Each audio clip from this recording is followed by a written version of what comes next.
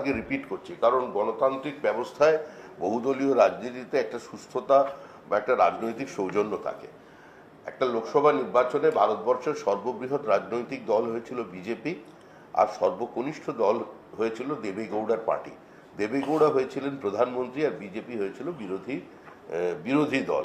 তো this is the unique of Indian multi party system. তো সেখানে আমাদের যিনি বিরোধী দলনেতা তিনি মুখ্যমন্ত্রীকে নন্দীগ্রামে হারিয়েছিলেন।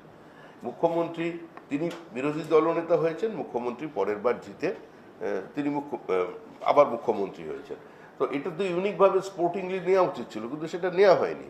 এই যে লোডশেডিং এর তত্ত্ব, চুরি, 420, তার বাবাকে আক্রমণ, এটা কোনো সুস্থ রাজনীতির লক্ষণ নয়।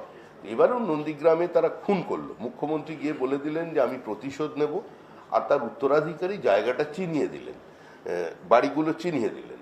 এবং সেখানেই আমাদের রথিবালা আড়ি তিনি খুন হলেন, একজন মহিলা, এবং তার ছেলে মৃত্যুর সঙ্গে লড়াই করছে, একজনের চোখ আমাদের চলে গেছে।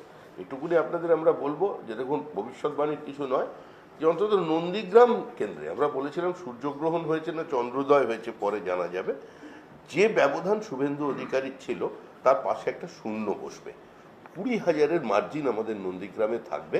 আর আমি 2 বছর ধরে যে কথা বলে আসছি, আজকেও সেটা বলছি, স্টেটমেন্ট উইথড্র করবো না পার্টির তরফ থেকে, যে 2024-এর